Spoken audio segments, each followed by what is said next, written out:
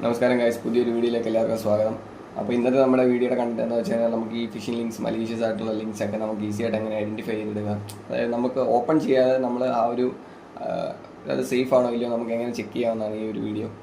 അപ്പം പല പല ലിങ്ക്സ് നമുക്ക് വാട്സപ്പിലൂടെയൊക്കെ നമുക്ക് ലിങ്ക്സുകൾ കിട്ടാറുണ്ട്. എന്താ സംഭവം എന്നറിയാൻ നമ്മൾ ക്ലിക്ക് ചെയ്യുന്നു, നമ്മുടെ ഫോൺ ആക്കാന്ന് പറയുന്നു, നമ്മുടെ ഡീറ്റെയിൽ പോയെന്ന് പറയുന്നു. അപ്പോൾ അതൊക്കെ നമ്മളെ എങ്ങനെ പ്രിവെൻറ്റ് ചെയ്യാം എന്നുള്ളൊരു ചെറിയൊരു ട്രിക്കാണിത്. അപ്പോൾ ഫസ്റ്റ് ഓഫ് ഓൾ ഞാൻ ആദ്യമേ സൈറ്റ് നിങ്ങളെ പരിചയപ്പെടുത്താം. വൈറസ് ടോട്ടൽ എന്നാണ് ആ സൈറ്റിൻ്റെ പേര്. ഓക്കെ, ഇതാണ് വൈറസ് ടോട്ടൽ എന്ന് പറഞ്ഞ സൈറ്റ്. ഈ സൈറ്റിനകത്ത് നമുക്ക് കുറച്ച് അഡ്വാൻസ്ഡ് ആയിട്ടുള്ള ലെവലിലുള്ളൊരു ഓപ്ഷനാണിത്.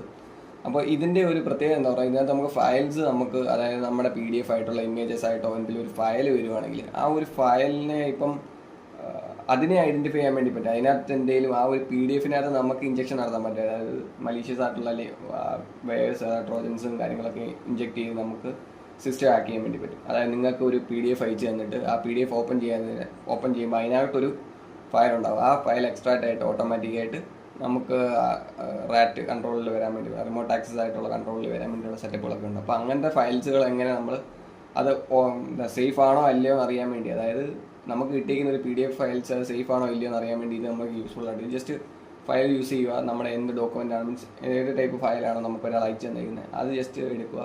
അത് നമ്മൾ നമ്മുടെ ഫോണിൽ ഒരിക്കലും ഓപ്പൺ ചെയ്യാൻ പാടില്ല. ഡയറക്റ്റ് നമ്മൾ ജസ്റ്റ് കോപ്പി ചെയ്തെടുക്കുകയോ ഷെയർ ചെയ്ത് നേരെ ഇതിനകത്തോട്ടങ്ങ് ഷെയർ ചെയ്തിട്ടാൽ മതി. എന്നിട്ട് ഇവിടെ നമ്മൾ ഓപ്പൺ ചെയ്ത് നോക്കുമ്പോൾ നമുക്ക് അതിനകത്ത് എന്തെങ്കിലും ഇൻബിൽഡായിട്ട് അത് ചെക്ക് ചെയ്തിട്ട് അതിനകത്തുള്ള കണ്ടൻറ്റുകൾ എന്തൊക്കെയാണോ ആ കണ്ടൻറ്റുകൾ മൊത്തം അതിനകത്ത് നമുക്ക് കാണിക്കും. ഇപ്പം ഞാൻ ജസ്റ്റ് ഒരു എക്സാമ്പിൾ ഒരു URL ക്രിയേറ്റ് ചെയ്യുന്നത്, അത് ആക്ച്വലി അതൊരു ഫേക്ക് അല്ല, കംപ്ലീറ്റ്ലി ഒരു ചുമ്മാ ഒന്ന് റാൻഡമായിട്ട് ക്രിയേറ്റ് ചെയ്യുന്ന ഒരു സംഭവമാണ്. അപ്പോൾ ഇതിനകത്ത് ഞാൻ ജസ്റ്റ് നോക്കാം.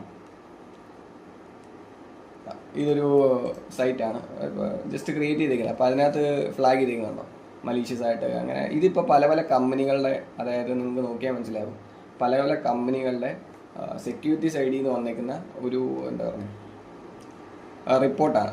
അപ്പോൾ അതിനകത്ത് ഇപ്പം എനിക്കിപ്പോൾ ഒരു കമ്പനി ഉണ്ട്. അപ്പോൾ ആ കമ്പനിയിൽ ഞാൻ ഇന്ന സാധനം മാൽവെയർ ആണെന്ന് പറഞ്ഞ് റിപ്പോർട്ട് ചെയ്ത് കഴിഞ്ഞാൽ അപ്പോൾ എൻ്റെ കമ്പനിനകത്ത് ലിസ്റ്റ് ചെയ്തിട്ട് എൻ്റെ ഇതിനകത്ത് കാണിക്കും. അപ്പോൾ അങ്ങനത്തെ കുറേ സംഭവങ്ങളാണ് ഇതിനകത്ത് വന്നേക്കുന്നത്. അപ്പോൾ ഇത് ഓൾറെഡി ഇതിൻ്റെ APIs, ഈ വൈറസ് ടോട്ടൽ എന്ന് പറഞ്ഞ ആപ്ലിക്കേഷൻ്റെ API പല പല കമ്പനി സൈബർ സിം ടൂൾസുകളും സൈബർ സെക്യൂരിറ്റി റിലേറ്റഡ് ആയിട്ടുള്ള സിം ടൂളുകളുണ്ട്. അപ്പോൾ അതിൻ്റെ എല്ലാ APIs-ന് വേണ്ടി ഇൻ്റഗ്രേറ്റ് ചെയ്തിട്ടുണ്ടാവും. അത് ഈസി ആയിട്ട് അനലൈസ് ചെയ്യാൻ വേണ്ടി ഈ ഒരു വെബ്സൈറ്റ് അതിനകത്തുണ്ടാവും. അപ്പോൾ ഇതിനൊരു എക്സാമ്പിൾ പറഞ്ഞാൽ ഇതിപ്പോൾ കണ്ടു, ഇതിൻ്റെ റെഡ് കളർ കാണിക്കുന്നുണ്ട്. അപ്പോൾ ഇതിനകത്ത് നമുക്ക് നോക്കി തന്നെ മനസ്സിലാക്കാൻ പറ്റും. അപ്പോൾ ഇതൊരു ഫേക്ക് അല്ല, ആക്ച്വലി ഇത് ഒരു സേഫ് അല്ല ആക്ച്വലി ഇത്. ഓക്കെ, അപ്പം അതിൻ്റെ കുറച്ച് ഡീറ്റെയിൽസും കാര്യങ്ങളെല്ലാം ഇതിനകത്ത് കാണിക്കുന്നുണ്ട്. അപ്പോൾ ഇതിനെ ജസ്റ്റ് ഒരു ക്രിയേറ്റ് ചെയ്തതേ ഉള്ളൂ. അതായത് ഒരു ഫേക്ക് ആയിട്ടുള്ള സംഭവം ഞാൻ ക്രിയേറ്റ് ചെയ്ത സമയത്ത്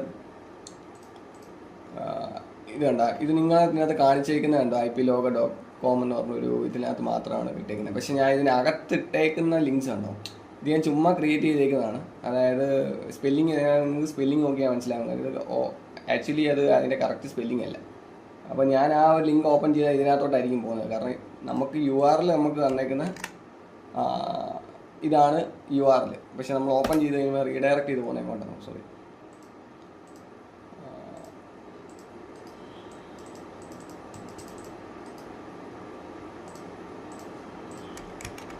അപ്പം ഇത് ഓപ്പൺ ചെയ്ത് കഴിഞ്ഞാൽ റീഡയറക്റ്റ് ചെയ്ത് പോകുന്നത് എങ്ങോട്ടാണെന്ന് നമുക്ക് നോക്കാം.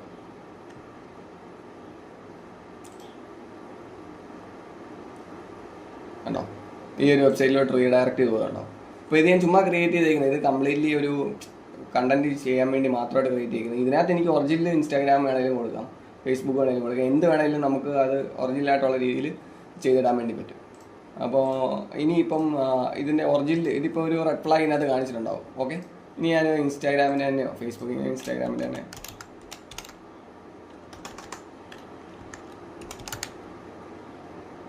ചുമ്മാ ഇൻസ്റ്റാഗ്രാം ലോഗിൻ എന്ന് പറഞ്ഞടിക്കുന്നു, അതിൻ്റെ ആ ഒരു ഇത് ഞാൻ കോപ്പി ചെയ്തിട്ട് ഓക്കെ, അതിൻ്റെ ഇതിനകത്ത് ഞാൻ ജസ്റ്റ് ഒന്ന് പേസ്റ്റ് ചെയ്തു. ഓക്കെ, ഉണ്ടോ ഇവിടെ സ്കോർ കാണിച്ചിട്ടുണ്ട് ഫുൾ ക്ലീൻ. അതായത് ഇത് ഒഫീഷ്യലായിട്ടുള്ളൊരു ലിങ്കാണ്, അതായത് സേഫാണ്. അപ്പോൾ അതിനകത്തോട് നമുക്ക് അതിൻ്റെ എല്ലാ ഡീറ്റെയിൽസും കാര്യങ്ങളെല്ലാം ഇതിനകത്ത് കിടപ്പുണ്ട്. അവരുടെ റെസ്പോൺസ്, അവരുടെ കുക്കീസ്, അങ്ങനത്തെ സാധനങ്ങൾ മൊത്തം ഇതിനകത്ത് ഡീറ്റെയിൽ ആയിട്ട് വന്നിട്ടുണ്ട്. അപ്പോൾ ഇങ്ങനെയാണ് നമുക്ക് സസ്പിഷ്യസ് ആയിട്ടുള്ള ലിങ്ക്സും കാര്യങ്ങളെല്ലാം വന്നത് നമുക്ക് ഈ ഒരു സൈറ്റിൻ്റെ സഹായം നമുക്ക് തേടാം. അപ്പോൾ ഇത് കംപ്ലീറ്റ്ലി ഫ്രീ ആണ്. ഇത് ഞാൻ പറഞ്ഞ പോലെ ഇതിൻ്റെ APIs കാര്യങ്ങളെല്ലാം ഓട്ടോമാറ്റിക്കായിട്ട് പല കമ്പനികളിലും ഈ സാധനം യൂസ് ചെയ്യുന്നുണ്ട്. ഈ പറഞ്ഞ പോലെ ഇതുപോലെ ഫ്ലാഗിങ് വരുന്നത് എവിടെ നിന്നാണെന്ന് വെച്ച് കഴിഞ്ഞാൽ ഓട്ടോമാറ്റിക്കായിട്ട് അത് കണ്ടുപിടിച്ച് നമുക്ക് തരുന്നുണ്ട്. പിന്നെ അതുപോലെ തന്നെ വേറൊരു ഓപ്ഷനാണ് സ്കാം അഡ്വൈസർ എന്ന് പറഞ്ഞൊരു വെബ്സൈറ്റ് ഉണ്ട്. ഓക്കെ, അതിനകത്ത് ഇതുപോലെ തന്നെ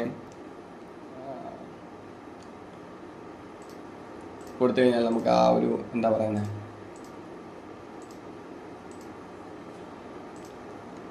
ഡീറ്റെയിൽസ് മൊത്തം നമുക്ക് ഇതിനകത്ത് കിട്ടുകയും ചെയ്യും.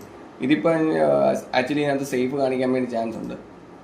അതായത് എങ്ങനെ ഫ്ലാഗ് ഒന്നും ഈ സാധനം ചെയ്തിട്ടില്ല, അതുകൊണ്ട് പിന്നെ ഇത് ക്ലീൻ ആണെന്ന് പറഞ്ഞാൽ കാണിക്കത്തുള്ളൂ. അതായത് അവിടെ ആ ഒരു ഇതിനകത്ത് ഫ്ലാഗ് ചെയ്തതെന്ന് പറഞ്ഞാൽ അത് ഏതോ ഒരു ടീം റിപ്പോർട്ട് ചെയ്തിട്ടുണ്ടായിരുന്നു. ഈ ഒരു വെബ്സൈറ്റിനകത്ത് റിപ്പോർട്ട് ചെയ്തിട്ടുണ്ടായിരുന്നതുകൊണ്ടാണ് ഇതിനകത്ത്